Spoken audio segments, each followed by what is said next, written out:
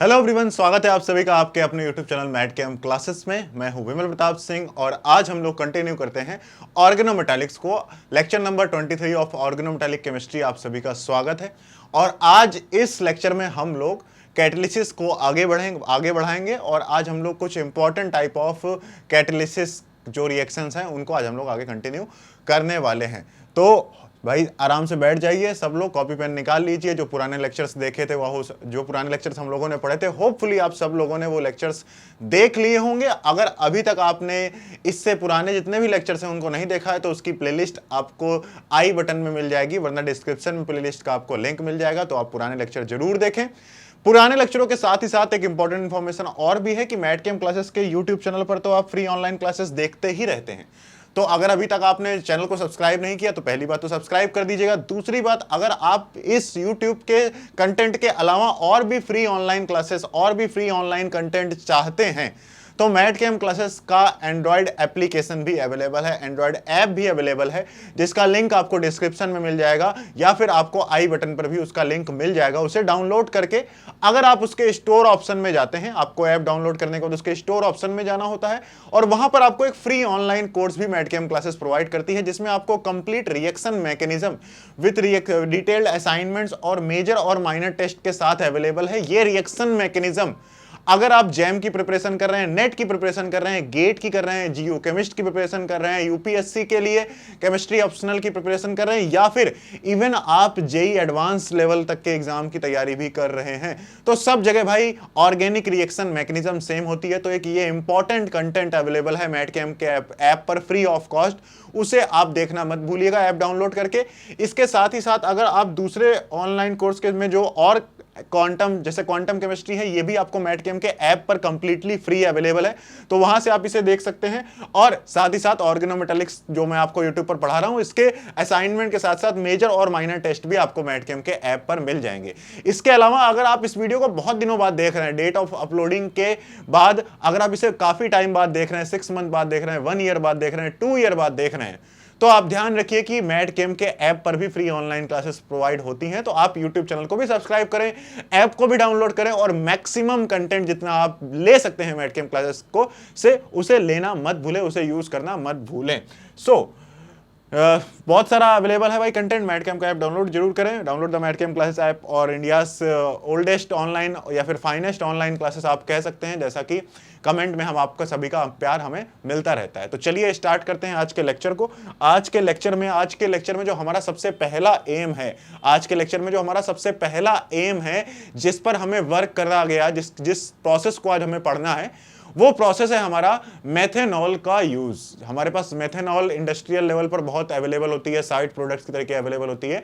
तो मेथेनॉल को as a important आप ये कह सकते हैं, मेथेनॉल का कन्वर्जन जो कि इंडस्ट्री में 1960s के आसपास एक इंपॉर्टेंट रोल था कि अगर हम मेथेनॉल को किसी इंपॉर्टेंट या फिर किसी यूजफुल प्रोडक्ट में चेंज कर सकते हैं, तो हमारे पास मेथेनॉल इतना ज्यादा अवेलेबल होता है एज अ वेस्ट या फिर आप कह सकते हैं as a side product in the industry.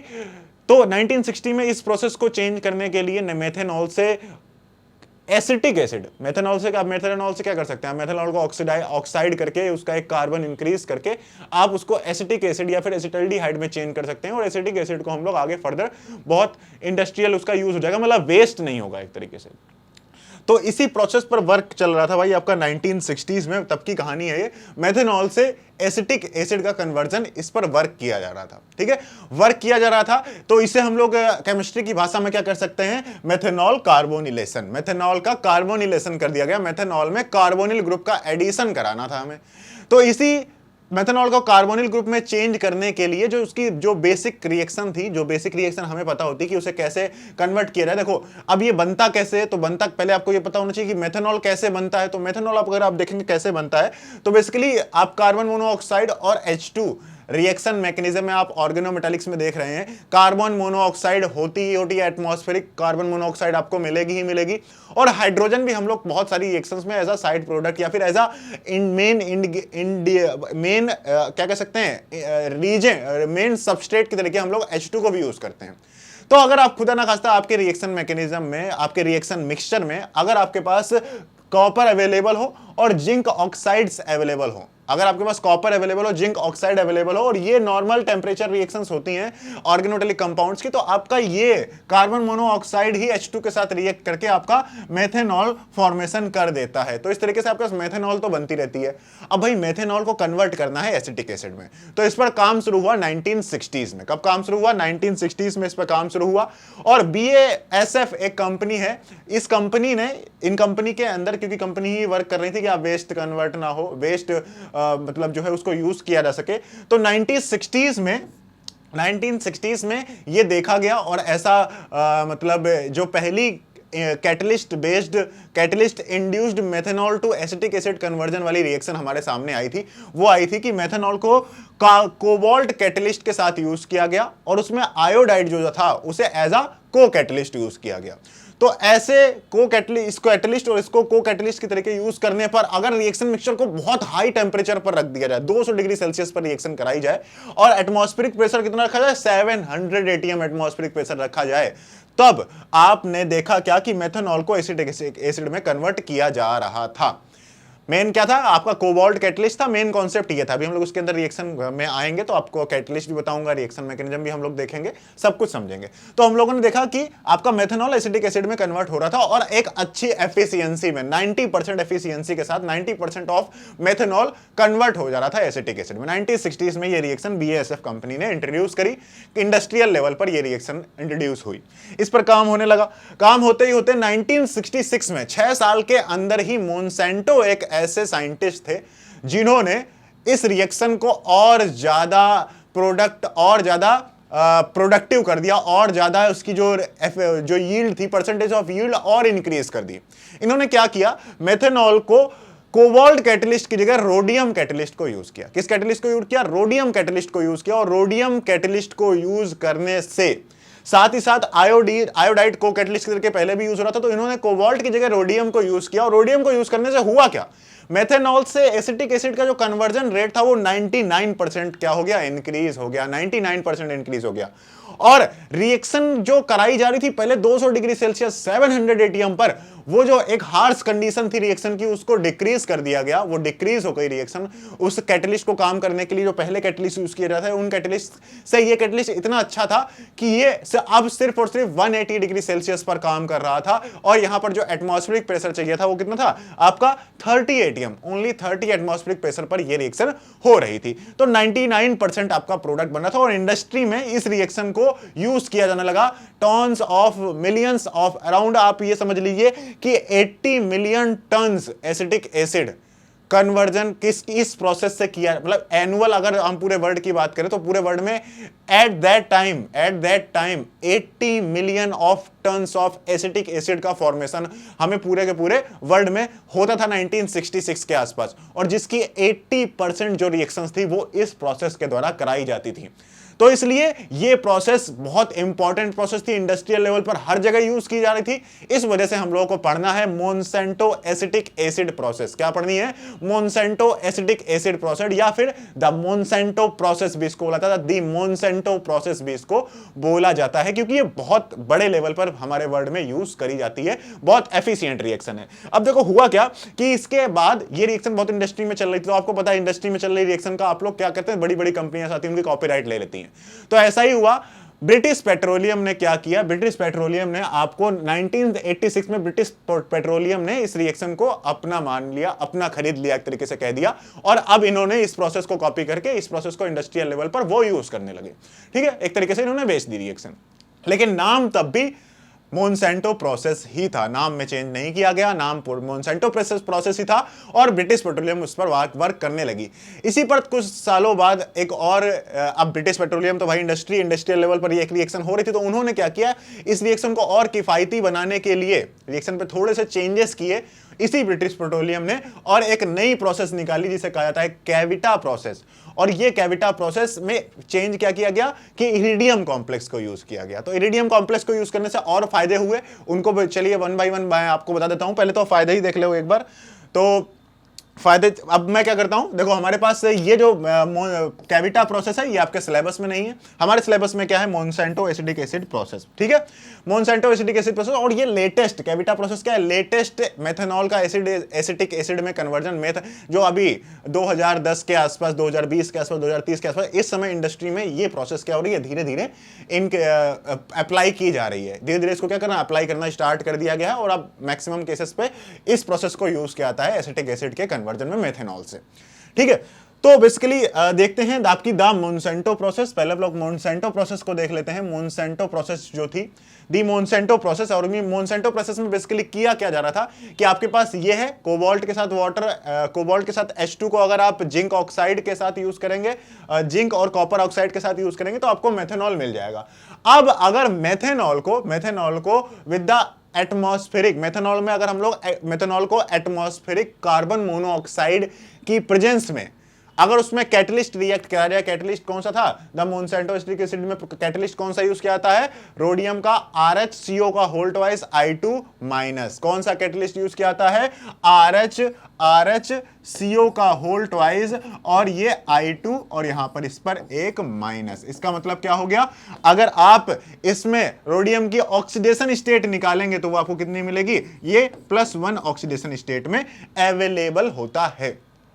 तो ये बेसिकली क्या करता है, डायरेक्टली आपके मेथनॉल को कन्वर्ट कर देता है एसिटिक एसिड में, और आपके पास जो मेथनॉल होता है, वो मेथनॉल जो बचता है मेथनॉल, वो रिएक्ट करता है आपके HI के साथ और फर्दर CH3I फॉर्मेशन करने लगता है। अब ये CH3I फॉर्मेशन क्यों कर रहा है, लास्ट स्टेप हम लोगों ने क्यों देखी है, इसके लिए चलिए देखते हैं रिएक्शन मैकेनिज्म आखिरकार किस तरीके से आपकी Monsanto acidic acid process work करती है।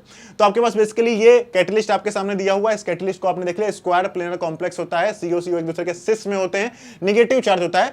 तो ये रिएक्शन स्टार्ट कैसे होती है, यहां पर रिएक्शन स्टार्ट होती है मेथिल आयोडाइड के ऑक्सीडेटिव एडिशन के साथ। आपका ये मेटल कॉम्प्लेक्स पता है, ये RH किस में है, RH+1 ऑक्सीडेशन स्टेट में है, और ये RH+3 ऑक्सीडेशन स्टेट में चेंज हो सकता है, ये हमको पता है, ये आसान है। ये ऑक्सीडेटिव एडिशन रिएक्शन बहुत आसान, मतलब ये फेवरेबल ऑक्सीडेटिव एडिशन रिएक्शन है RH मेटल के लिए। तो इसलिए यहां पर RH मेटल क्या करता है, CH3I मेथिल आयोडाइड के साथ ऑक्सीडेटिव एडिशन रिएक्शन शो करता है, और ऑक्सीडेटिव एडिशन रिएक्शन करके कुछ इस तरीके से इसका ऑक्सीडेटिव एडिशन हो जाता है। अब नेक्स्ट स्टेप में बेसिकली क्या होता है कि यहां पर अब जरा ध्यान से देखिए, जो कार्बोनिल ग्रुप है, ये कार्बोनिल ग्रुप का माइग्रेटरी इंसर्शन होता है। कार्बोनिल ग्रुप क्या करता है, माइग्रेटरी इंसर्शन होता है CH3 ग्रुप में, और आपका ये ग्रुप कुछ इस तरीके से बनकर आ जाता है। अब इसके पास जो वैकेंट साइट अवेलेबल हो गई, RH के पास क्या है, एक वैकेंट साइट अवेलेबल हो गई, तो यहां पर वर्क होता है किसका, यहां पर काम होता है जो आप एटमॉस्फेरिक कार्बन मोनोऑक्साइड जो यूज कर रहे थे ना, उस एटमॉस्फेरिक कार्बन मोनोऑक्साइड का यूज यहां पर होता है, और वो इस वैकेंट साइट को क्या कर लेता है, तुरंत कैप्चर कर लेता है कार्बन मोनोऑक्साइड। और कैप्चर करने से क्या होता है, एक तरीके से इस कंपाउंड के पास 6 कोऑर्डिनेशन साइट आ गई, और RH मेटल 4 कोऑर्डिनेशन साइट में ज्यादा स्टेबल होता है, 4 को स्क्वायर प्लेनर कॉम्प्लेक्स ज्यादा प्रेफर करता है। तो भाई यहां पर अब क्या होगा, यहां पर होगा अब रिडक्टिव एलिमिनेशन। यहां पर क्या होगा, रिडक्टिव एलिमिनेशन। तो रिडक्टिव एलिमिनेशन होता है, और आपका CH3COI क्या होता है, बनकर आपके सामने आ जाता है। अब आप कहेंगे सर जी रिएक्शन तो कंप्लीट हो गई, आपका रिएक्टेंट फिर से वही बन, आपका जो कैटलिस्ट था उसने अपनी कैटालिटिक साइकिल कंप्लीट कर ली। तो ये क्या होगा, इसने अपनी कैटालिटिक साइकिल को कंप्लीट कर लिया, कैटालिटिक साइकिल को क्या कर लिया, कंप्लीट कर लिया। लेकिन प्रोडक्ट तो हमें मिला ही नहीं, प्रोडक्ट तो हमें मिला ही नहीं। और यहां पर जो हम लोगों ने ये सब देखा हुआ है कि यहां पर आपके पास CH3OH था, कार्बन मोनोऑक्साइड यूज हो गया, चलो आपने ये कैटलिस्ट भी यूज कर लिया, ये बन गया।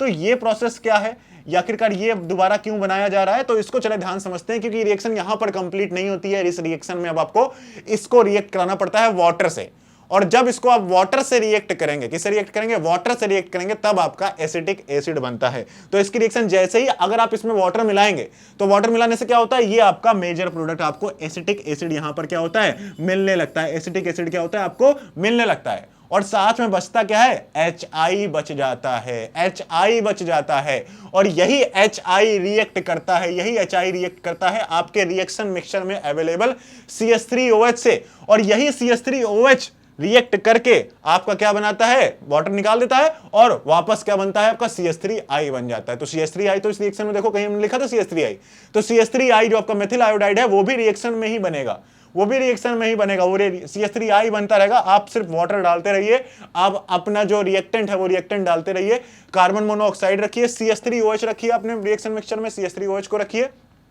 CH3OH जरूरी होगा। देखो इनपुट आपने क्या किया, आपने इनपुट किया CH3OH, आपने इनपुट किया CH3OH, साथ में आपने इनपुट किया आपने इनपुट किया कार्बन मोनोऑक्साइड, और आपने क्या इनपुट किया, आपने इनपुट किया इस कैटलिस्ट को, और बाकी वाटर आपने एक इनपुट करा, क्या करा आपने, वाटर इनपुट करा।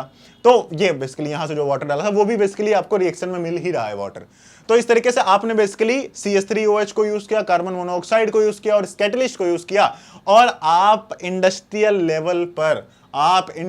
लेवल पर एसिटिक एसिड का फॉर्मेशन करने लग गए, और इस तरीके से वर्क करती है आपकी मोनसेंटो एसिटिक एसिड प्रोसेस। ठीक है, तो ये रिएक्शन भाई अच्छी खासी रिएक्शन है, इसमें कोई कमी नहीं थी, 99% प्रोडक्ट मिल रहे थे। इसको थोड़ा सा और इनहांस कर दिया गया, और इनहांस करके एक कैविटा प्रोसेस इंट्रोड्यूस करा दी गई। उस कैविटा प्रोसेस में बेसिकली क्या था, इस रिएक्शन में बेसिकली एक दो कमियां थी।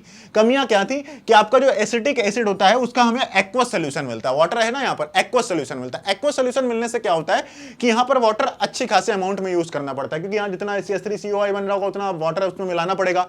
तो जितने इक्विवेलेंट ये होगा उतने इक्विवेलेंट आप अगर वाटर यूज करोगे तो बहुत आपका डाइल्यूट CH3OH का सोल्यूशन मिलेगा, और उस डाइल्यूट CH3OH एसिटिक एसिड के सोल्यूशन को कंसंट्रेट करने के लिए बहुत ज्यादा हीट की, बहुत ज्यादा एनर्जी की रिक्वायरमेंट होती है, जिसकी वजह से वो रिएक्शन इतनी ज्यादा मतलब अच्छी तो थी, लेकिन उसे और अच्छा किया जा सकता था अगर वहां पर वाटर कंटेंट कम कर दिया जाए। ऐसे ही कुछ पॉइंट्स को ध्यान रखते हुए कैविटा प्रोसेस इंट्रोड्यूस करी गई। उसकी कैटालिटिक साइकिल भी कुछ इसी टाइप की है, वो मैं आपको दिखा देता हूं फटाफट। ये देखिए ध्यान से, यहां पर बेसिकली क्या होता है, सेम कैटलिस्ट आपने यूज किया, कैटलिस्ट सेम है। कैटलिस्ट में क्या किया, मेथिल आयोडाइड आप इंट्रोड्यूस करा रहे हैं, मेथिल आयोडाइड से ऑक्सीडेटिव एडिशन हुआ। ऑक्सीडेटिव एडिशन होने के साथ ये लोग यहां पर क्या करते हैं, एक प्रमोटर कैटलिस्ट का यूज करते हैं। यहां पर बेसिकली ये इरिडियम कॉम्प्लेक्स है। ये कौन सा है कॉम्प्लेक्स, इरिडियम कॉम्प्लेक्स है। कॉम्प्लेक्स कौन सा है, ये IR है, इरिडियम कॉम्प्लेक्स है। ये सब जगह क्या है आपका, इरिडियम कॉम्प्लेक्स है भाई, इसको आप चेंज कर लीजिए, इरिडियम कॉम्प्लेक्स है। तो यहां पर आपका बेसिकली क्या है, ये IR iridium complex, IR iridium complex, IR iridium complex. ठीक है, IR इरिडियम कॉम्प्लेक्स, और ये IR आपका इरिडियम कॉम्प्लेक्स। इरिडियम कॉम्प्लेक्स के आपने मेथिल आयोडाइड का ऑक्सीडेटिव एडिशन कराया। अब यहां पर जो प्रमोटर है, अभी प्रमोटर कौन हो सकता है, प्रमोटर आप जो मोनसेंटो एसिटिक एसिड प्रोसेस में आपने जो कैटलिस्ट यूज कर रखा है वो भी यूज कर सकते हैं, या फिर ऐसा कोई भी कैटलिस्ट जो आयोडाइड डोनर हो, जो आयोडाइड हमें प्रोवाइड कर सके। वो क्या करेगा, बेसिकली यहां पर आयोडाइड देता है, और आयोडाइड देने से होता क्या, जरा ध्यान से देखिए, जैसे ही ये CO ग्रुप यहां पर माइग्रेटरी इंसर्शन करेगा, उसमें माइग्रेटरी इंसर्शन करने के बाद, जरा ध्यान से देखिए, अच्छा सॉरी, आयोडाइड डोनर तो कैसे होगा, कोई भी कैटलिस्ट आयोडाइड डोनर नहीं होगा, आयोडाइड एक्सेप्टर। आपका जो को कैटलिस्ट होता है वो आयोडाइड एक्सेप्टर होना चाहिए। क्या होना चाहिए, आयोडाइड एक्सेप्टर। कोई भी आप को कैटलिस्ट यूज करते हैं यहां पर, और वो क्या करता है, बेसिकली उसे प्रमोटर कहा जाता है। वो यहां से आयोडाइड को निकालता है। आयोडाइड के निकालने से ये स्टेप बहुत क्रूशियल स्टेप होती है, यहां पर को कैटलिस्ट का यूज करना या फिर प्रमोटर का यूज करना, अगर सही तरीके से बोलें तो प्रमोटर का यूज करना ये बहुत इंपॉर्टेंट स्टेप बन जाती है। क्यों, क्योंकि ये एक आयोडाइड को निकालते, जैसे अपने आयोडाइड को निकाला, आयोडाइड को निकालने से क्या हुआ, यहां पर ये सॉल्वेंट कोऑर्डिनेट कर गया। क्या हुआ, सॉल्वेंट कोऑर्डिनेट कर गया। सॉल्वेंट एक तरीके से सॉल्वेंट कुछ देर के लिए ही वहां पर आकर बस जुड़ गया वैकेंट साइट को, बस एक तरीके से हल्का फुल्का सहारा देने के लिए, लेकिन तुरंत आपके एटमॉस्फेरिक कार्बन मोनोऑक्साइड जो आप यूज करते हैं वो उसको रिप्लेस कर देगी, और यहां पर एटमॉस्फेरिक कार्बन मोनोऑक्साइड आ जाती है। अब यहां पर बेसिकली क्या होगा, जो आपका आयोडाइड पहले एक्सेप्ट कर रहा था वो सॉल्यूशन में आयोडाइड और भी अवेलेबल होंगे, तो वो आयोडाइड और आपका इंसर्ट होता है इस रिएक्शन में, और बेसिकली माइग्रेटरी इंसर्शन होता है। आपके दो CO ग्रुप यहां पर, एक आयोडाइड यहां पर, लास्ट में इसका रिडक्टिव एलिमिनेशन CH3COI, और कुछ इस तरीके से ये रिएक्शन आपकी पूरी की पूरी होती है। अब ये रिएक्शन बेसिकली कैसे फायदेमंद होती है, आप एक बार इसको देख सकते हैं जी भर के, ये आपके सिलेबस में नहीं आएगी कहीं पर भी, लेकिन फिर भी मैंने आपको बता दी, लेटेस्ट प्रोसेस है इस वजह से। तो बेसिकली क्या है, इरिडियम की कॉस्ट बहुत सस्ती होती है। सबसे पहली बात तो इरिडियम क्या होता है, बहुत कॉस्ट सस्ती होती है, बहुत फास्टर प्रोसेस होती है, थोड़ी फास्टर प्रोसेस होती है, और मोर इफेक्टिव होती है। मोर इफेक्टिव का मतलब कि ये रिएक्शन स्पेसिफिक होती है, CH3OH को ही कन्वर्ट करती है, बाकी किसी को भी कन्वर्ट नहीं करती, जिससे साइड प्रोडक्ट्स क्या होते हैं, कम हो जाते हैं, और रिएक्शन में वेस्टेज क्या होने लगता है, कम होने लगता है। तो इंडस्ट्री में वेस्टेज पर ध्यान देना बहुत जरूरी है। केमिकल्स वेस्टेज कम से कम होना चाहिए, एटॉमिक वेस्टेज कम से कम होना चाहिए, और ये लेस कैटलिस्ट को, इसके लिए कैटलिस्ट जो होता है वो लेस, बहुत कम अमाउंट में यूज होना पड़ता है। क्यों, क्योंकि कैटलिस्ट आपका रिसाइकिल हो जाता है, कैटलिस्ट वेस्ट नहीं होता है। कैटलिस्ट क्या होता है, वेस्ट नहीं होता है, क्योंकि ये सॉल्युबल होता है रिएक्शन मिक्सचर में, क्योंकि ये क्या होता है, रिएक्शन मिक्सचर में सॉल्युबल होता है, तो इसलिए मिक्सचर होने की वजह से इसका प्रेसिपिटेशन कम होता है। ऐसा आप कह सकते हैं, और मोर सिलेक्टिव टुवर्ड्स द मेथनॉल। ऐसे कुछ पॉइंट्स हैं आपके कैविटा प्रोसेस के। तो आपके पास कभी भी रिएक्शन आएगी, कभी भी कहीं पे भी रिएक्शन आएगी, आपके पास मेथेनॉल से एसिटिक एसिड का कन्वर्जन आप किससे कर सकते हैं, आपके मोनसेंटो एसिटिक एसिड प्रोसेस से कर सकते हैं। मोनसेंटो एसिटिक एसिड प्रोसेस में आपका जो कैटलिस्ट यूज होता है वो RHCO का होल ट्वाइस I2- यूज किया जाता है, और अगर आप उसकी जगह इरिडियम को यूज करेंगे तो वो इरिडियम फास्टर प्रोसेस देता है और उसे कैविटा प्रोसेस कहते हैं। तो ये थी आपकी क्या, ये थी आपकी कैविटा प्रोसेस, ये थी आपकी एसिटिक एसिड का कन्वर्जन टू द मेथनॉल का conversion to the acetic acid. ठीक है, ये बात आप सभी को क्लियरली समझ में आ गई या नहीं आ गई, बताइए भाई, ये बात क्लियरली आप सभी को समझ में आ गई। अब इसके बाद हम लोग एक और इंपॉर्टेंट रिएक्शन की तरफ बढ़ते हैं, एक और इंपॉर्टेंट रिएक्शन की तरफ बढ़ते हैं, इंडस्ट्रियल लेवल पर ही वो रिएक्शन इंपॉर्टेंट है। वो रिएक्शन मैकेनिज्म क्या है, रिएक्शन इसी टाइम पर साथ ही साथ एक और रिएक्शन पर काम चल रहा था। वो रिएक्शन का नाम था आपका, जो हमारे पास एथिलीन होती है, एथिलीन, एथिलीन को कन्वर्ट करना, एथिलीन को हमें ऑक्सीडाइज करना, एथिलीन का ऑक्सीडेशन करना, एथिलीन का कार्बोनिलेशन करना। तो एथिलीन का ऑक्सीडेशन करना, एथिलीन को क्या करना, ऑक्सीडाइज करके उसे किसी यूजफुल प्रोडक्ट में यूज कर लेना। आप एसिटिक एसिड में ही मान लो यूज करना चाहो उसको, या फिर आप उसको एथेनॉल में यूज करना चाहो, और एथेनॉल को बाद में आप एथेनॉल नहीं एसिटल्डिहाइड में यूज करना चाहो। तो एक तरीके से ऑक्सीडेशन, हमारे पास एथिलीन बहुत साइड प्रोडक्ट में मिलती है, कई सारी रिएक्शंस में हमें साइड प्रोडक्ट में एज अ एथिलीन मिलती है, हम लोग हमेशा मेजर प्रोडक्ट देखते रहते हैं।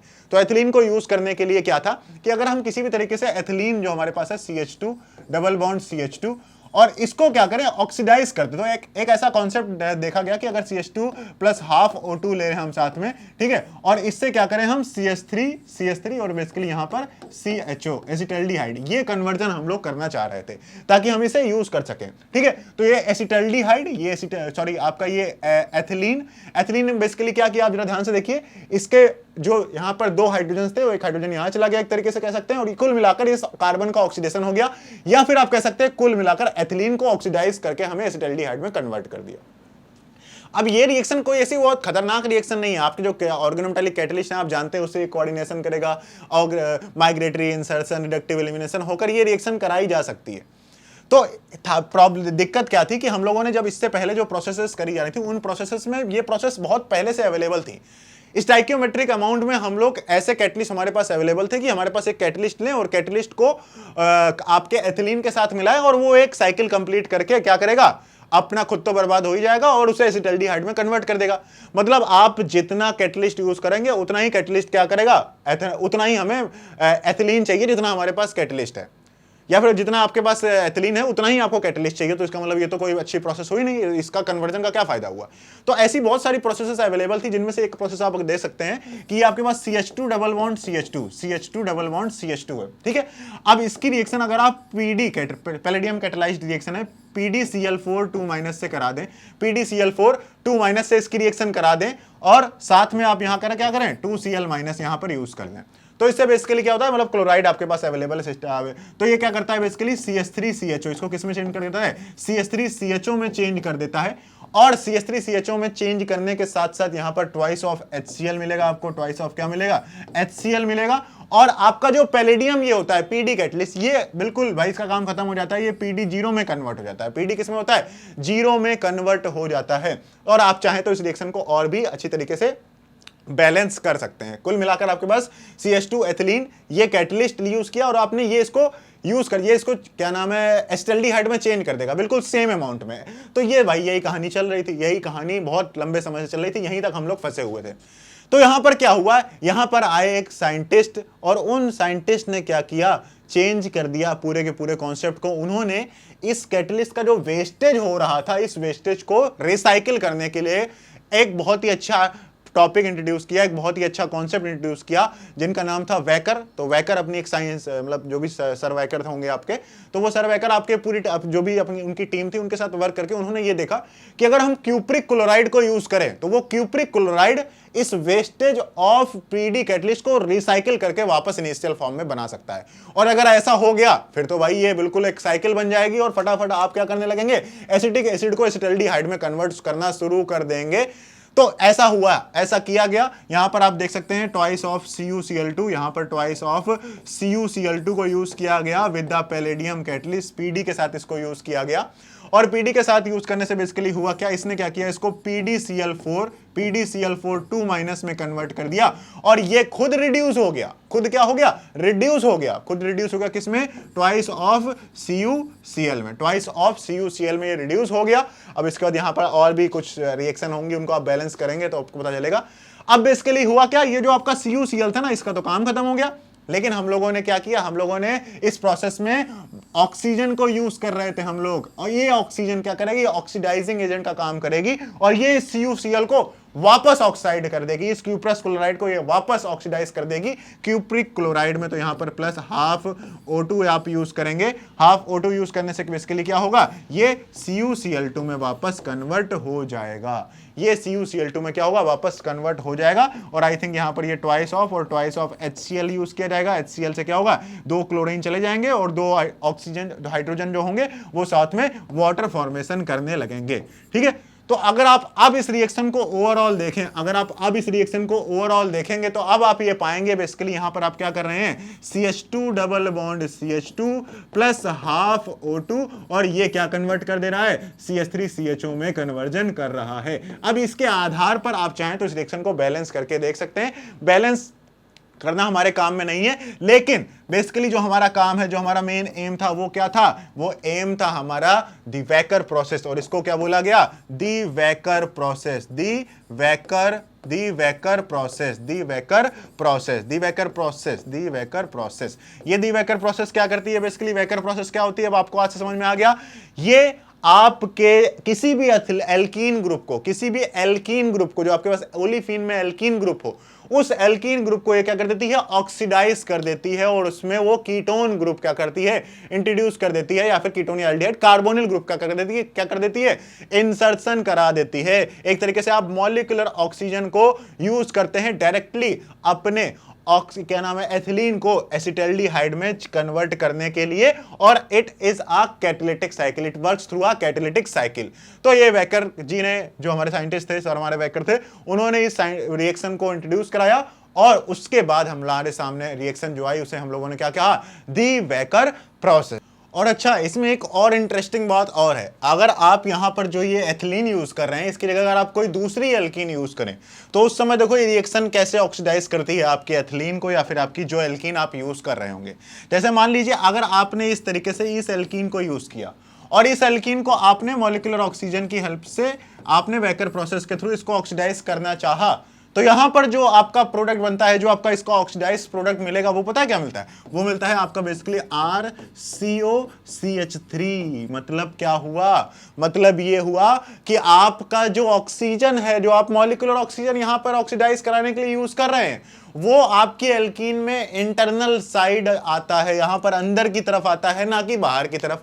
तो ये कैसे हमें पता चलेगा कि आखिरकार ऐसा क्यों होता है, तो इसके लिए चलिए देखते हैं इसकी रिएक्शन मैकेनिज्म को, कि आखिरकार ये बेसिकली वर्क कैसे करता है, इस चीज को समझते हैं हम लोग। ठीक है, आपके पास ये आपका PdCl4 कैटलिस्ट है, PdCl4 कैटलिस्ट में आप क्या कर रहे हैं, आपकी एथिलीन यूज हो रही है। तो एथिलीन आपको पता है, एथिलीन क्या करेगी, आपकी सबसे पहले तो एथिलीन इसमें ऐड होगी तो सब्स्टिट्यूशन ही कर सकती है, एथिलीन इसमें ऐड होगी तो सब्स्टिट्यूशन करेगी, सब्स्टिट्यूशन किसका कर देगी, क्लोराइड का सब्स्टिट्यूशन कर देगी। तो सबसे पहले स्टेप में तो बेसिकली यही होता है कि आपने एथिलीन यूज करी, एथिलीन ने Cl- को सब्स्टिट्यूट कर दिया और आपके कॉम्प्लेक्स से एक नेगेटिव चार्ज कम हो गया, क्योंकि Cl- निकल गया, एक न्यूट्रल लिगेंड आया है, तो 2- की जगह 1- आपके पास बचा। ठीक है, अब नेक्स्ट स्टेप में क्या होता है जरा देखते हैं। नेक्स्ट स्टेप बेसिकली क्या होता है कि अब आप जो वाटर यूज कर रहे हैं अपने सिस्टम में, जो आपके पास वाटर यूज किया जा रहा है, अगर वाटर की जगह कुछ और यूज करेंगे तो आप इस मैकेनिज्म को देखकर समझिएगा। हर कैटालिटिक साइकिल में ध्यान रखिएगा, जो रिएक्शंस आप यहां पर करा रहे होते हैं, इसमें आपका इन रिएक्शंस में आप जो बेसिकली रिएक्शन करा रहे होते हैं, यहां पर ये जो वाटर का एडिशन है, ये वाटर की जगह ऐसे जो भी एडिशंस होते हैं उनको चेंज किया जा सकता है आपके क्वेश्चंस में, तो इसलिए उनको आप ध्यान रखेंगे। ये PdCl4 आपने यूज किया, PdCl4 में Cl- का यूज करने से कुछ ऐसा हुआ, और वाटर यूज करने से देखो हुआ क्या, वाटर में क्या हुआ, ऑक्सीजन ने आपके इस एल्कीन पर अटैक किया, ऑक्सीजन ने इस एल्कीन पर क्या किया, अटैक किया, और अटैक करने से क्या हुआ, इस पर एक साइड से अटैक करके दूसरी साइड क्या किया, CH2- बनाया, CH2- बनाया और H+ लीव कर गया, तो वो OH कुल मिलाकर OH ग्रुप आपके टर्मिनल साइड में क्या हो गया, ऐड हो गया आकर, टर्मिनल साइड में क्या हुआ, ऐड हो गया आकर आपके पास। इसी तरीके से अगर आप यहां पर इसमें CH3 ग्रुप लगा होता, CH3 ग्रुप लगा होता, तो भी क्या होता, आपका जो वाटर अटैक कर रहा है वो कहां पर अटैक करता, अगर मान लो यहां पर इस जगह CH3 ग्रुप लगा होता तब भी आपका वाटर तो यहीं पर अटैक करता है ना, ताकि इस जगह निगेटिव चार्ज बनता जो कि आसानी से कोऑर्डिनेट करता आपके मेटल के साथ। तो इसलिए आपकी एल्कीन कैसी भी होगी उसके इस सेकंड कार्बन पर या फिर बीच वाले कार्बन पर आपका ऑक्सीजन आएगा। अब ये आगे ऑक्सीडाइज कैसे हो रहा है उसको समझते हैं। तो बेसिकली यहां पर वाटर एडिशन हुआ, आपके पास कुछ इस तरीके का सिस्टम बनकर आ गया। ठीक है, नेक्स्ट सिस्टम में बेसिकली क्या होता है जरा ध्यान से देखें। यहां से 3 क्लोरीन और बेसिकली 4 CH2OH ग्रुप प्रेजेंट है। तो यहां पर आपको पता है कि यहां पर अल्फा और बीटा कार्बन पर हाइड्रोजन अवेलेबल है, और बीटा कार्बन पर हाइड्रोजन अवेलेबल, इसका मतलब इसमें क्या हो सकता है, बीटा हाइड्राइड एलिमिनेशन हो सकता है। तो बीटा हाइड्राइड एलिमिनेशन होगा। बीटा हाइड्राइड एलिमिनेशन से क्या होगा, एक H ग्रुप जो है वो मेटल पर आएगा, और मेटल पर H ग्रुप आते ही वो क्या करेगा, तुरंत सब्स्टिट्यूट कर देगा Cl- को, और आपका Cl- क्या कर देगा, रिएक्शन मिक्सचर में लीव कर जाएगा, और आपके पास एल्कीन CH2CHOH ग्रुप आ जाएगा। कुछ इस तरीके से आपके पास कंपाउंड बनकर आ जाएगा। अब नेक्स्ट स्टेप में जो इतनी सारी क्लोरीन आप छोड़ रहे हो वो क्लोरीन वापस इसमें इंसर्ट होगी, वापस क्लोरीन क्या होगी, इसमें इंसर्ट होगी। और क्लोरीन इंसर्शन से बेसिकली क्या होगा, जब क्लोरीन दोबारा इंसर्ट होगी, क्लोरीन क्या होगी, जब दोबारा इंसर्ट होगी तो कुल मिलाकर इस CH2 का क्या होगा, माइग्रेशन हो जाएगा आपके एल्कीन के ऊपर। क्या होगा, एल्कीन के ऊपर इसका माइग्रेशन हो जाएगा, और माइग्रेशन होने से बेसिकली क्या होगा, ये यहां पर ऐसे माइग्रेट करेगी तो ये वाला ग्रुप क्या होगा, इस पर जाएगा, और ये CH ग्रुप अब क्या होगा, अटैच होगा आपके पैलेडियम से। तो यहां से यहां की कहानी जरा ध्यान से देखो। एक बार क्या हुआ, एक बार बीटा हाइड्राइड एलिमिनेशन हुआ, और दोबारा क्या हुआ, उस हाइड्राइड का वापस एल्कीन पे इंसर्शन हो गया। ऐसा क्यों हो रहा है, क्योंकि डिजायर प्रोडक्ट बहुत स्टेबल बनने वाला है इस वजह से। तो यहां पर बेसिकली क्या होगा, नेक्स्ट स्टेप में ये पैलेडियम इस पर अटैक करेगा, ये बॉन्ड यहां शिफ्ट होगा, और ये बॉन्ड कुछ इस तरीके से शिफ्ट हो जाएगा, और देखो CH3CHO ग्रुप आपका बनकर आ जाएगा। आपके पास CH3CHO आपका बनकर आ गया, पैलेडियम जीरो ऑक्सीडेशन स्टेट में चला गया, जिसको आपने with the help of this cupric chloride की हेल्प से उसको वापस ऑक्सीडाइज करके आपने क्या किया, अपना जो कैटलिस्ट था उसको वापस गेन कर लिया। और ये कुछ कैटालिटिक साइकिल होती है, ये कुछ मैकेनिज्म होती है for the waker process, the waker process. तो ये होती है आपकी क्या, दी वेकर प्रोसेस की मैकेनिज्म। अब आप समझ गए दी वेकर प्रोसेस की मैकेनिज्म, कहां पर आपको ऑक्सीडेशन करना है। प्लस अगर आपके पास अलग अलग डबल बॉन्ड्स प्रेजेंट हो तो आप समझ सकते हैं कि अलग अलग डबल बॉन्ड होने पर कौन सा डबल बॉन्ड ज्यादा सेलेक्टिव होगा। इन रिएक्शन में कोऑर्डिनेशन ये कराया जा रहा है ना, तो कोऑर्डिनेशन के केस में कोऑर्डिनेशन कौन आसानी से करेगा, जो लेस हिंडर्ड होगा उसका कोऑर्डिनेशन आसानी से हो जाएगा। तो इसी आधार पर अगर आप एल्कीन का देखेंगे तो reactivity for the waker process, अगर आप एल्कीन्स की बात करेंगे तो सबसे पहले कोई सब्स्टिट्यूशन ना हो डबल बॉन्ड में। दूसरे केस में आपका CH3 ग्रुप लगाओ, अगर उससे बड़ा कोई ग्रुप लगा हुआ है तो वो उससे कम हो जाएगा। अगर आप डाई सब्स्टिट्यूटेड की बात करेंगे तो ट्रांस वाला इजीली कोऑर्डिनेट कर पाएगा as compare to the cis one, तो ट्रांस वाला उस सबसे कम सिस वाला। तो ये आपका सेलेक्टिविटी हो सकती है, आ सकते हैं आपके क्वेश्चन इसी बेसिस पर। इसी बेसिस पर देखिए आपका पहला ये क्वेश्चन दे रखा है, इस क्वेश्चन की बात करते हैं। आपने ये कोई भी अपना कंपाउंड देखा, उसमें अगर आपको कहीं पर भी PD कैटलिस्ट मिल गया, देखो यहां पर PD कैटलिस्ट क्या क्या हो सकता है, PD+2 ऑक्सीडेशन स्टेट में होना चाहिए, PdCl4 2- हो सकता है, PdCl2 हो सकता है, या फिर PdOAC का होल ट्वाइस हो सकता है। मतलब पैलेडियम +2 ऑक्सीडेशन स्टेट में आपको देखने को मिलेगा, PD+2 ऑक्सीडेशन स्टेट में आपको देखने को मिलेगा। तो बेसिकली इसको ऑक्सीडेशन कराने से जो इसका प्रोडक्ट बनेगा वो प्रोडक्ट कौन सा होगा, ये आपकी ये वाली एल्कीन सेलेक्ट करेगी, सिलेक्टिविटी होगी इसके लिए ये CO ग्रुप, और जो आपका कार्बोनिल ग्रुप आएगा वो कहां पर आएगा, अंदर की तरफ आएगा। अब कैसे आएगा ये बात भी आप समझ गए हैं मैकेनिज्म को देखते हुए। अगली रिएक्शन देखते हैं, अगली जो रिएक्शन आपके सामने ये देखी हुई, देखो सबसे पहले क्या, अब इस रिएक्शन को मिलाकर ऑर्गेनिक के कैसे क्वेश्चन बनते हैं जरा उनको देख लेते हैं हम लोग ध्यान से। यहां पर आपके सामने क्वेश्चन है, इसकी रिएक्शन क्या करा, LDA से कराने पर इसकी रिएक्शन आपको पता है LDA से कराएगा, यहां पर इनोलेट बनेगा, इनोलेट बेसिकली यहां क्या होगा, इस तरीके से अटैक करेगा, यहां पर जाएगा इंटरनल अटैक करेगा, यहां पर वापस आएगा, और ये यहां पर इस तरीके से SN2 अटैक करके ब्रोमीन को बाहर निकाल देगा, और आपका जो A बनकर आएगा वो कुछ इस तरीके से बनकर आ जाएगा। A जो होगा वो आपका कुछ इस तरीके से बनकर आ जाएगा।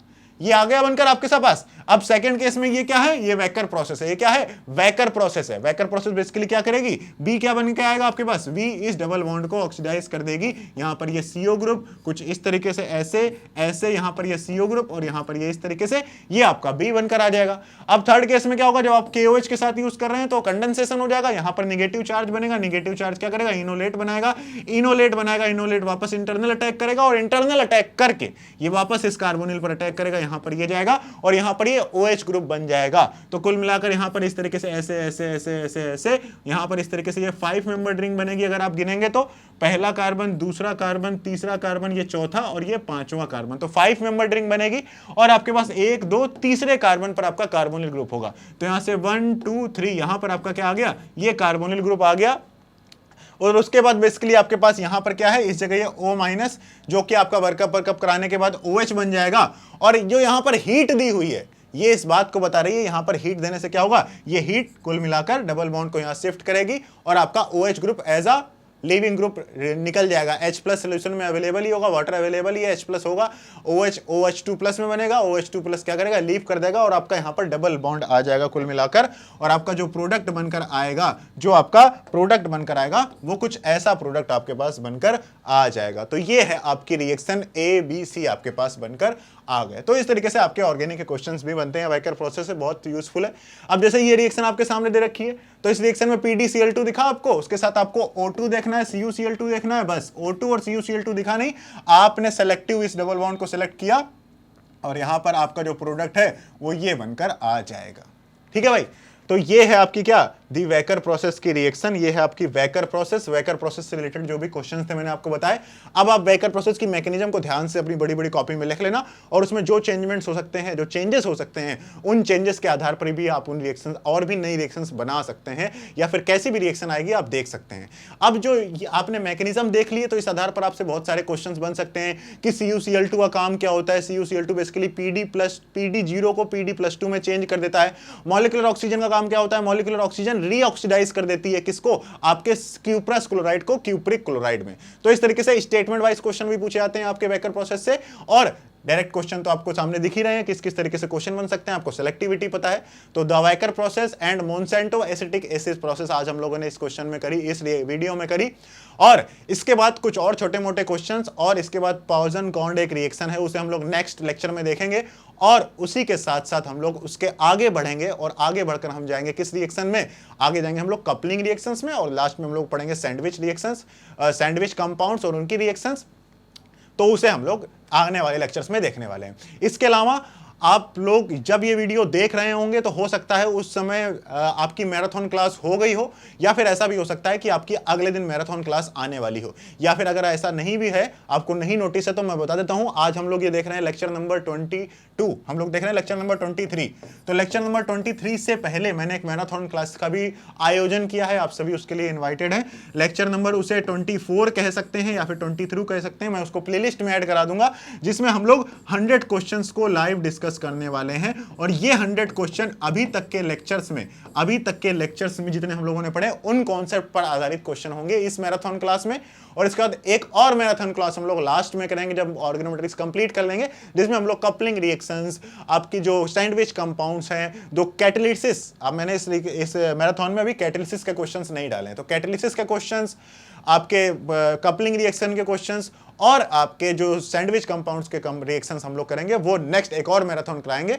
तो आप सब लोग जो ये इस वीडियो को देख रहे हैं, तो आप सब लोग अब इस वीडियो के बाद या फिर इस वीडियो से पहले, तो अब क्या ही होगा, अब तो बाद में ही हो, तो अब इस वीडियो के बाद आप सब लोग इस मैराथन क्लास को जरूर देख लेना और उसके बाद आप लोग देखना नेक्स्ट लेक्चर। तो वो मैराथन क्लास बेसिकली कल मॉर्निंग में है 11 बजे। और तो अगर आपको उससे पहले मैं वीडियो अपलोड करने में सक्षम रहा, तो मैं आपको उससे पहले, आप लोग उस सब लोग भाई इनवाइटेड हैं उस लेक्चर के लिए। और अगर उसके बाद डाला है तो आप लोग इस मैराथन क्लास को देखें और आने वाले लेक्चर्स को देखें और लास्ट मैराथन के लिए तैयार हैं। So thank you so much guys for joining us in this session, and if you haven't subscribed our channel, please do subscribe us and make it 100K as soon as possible.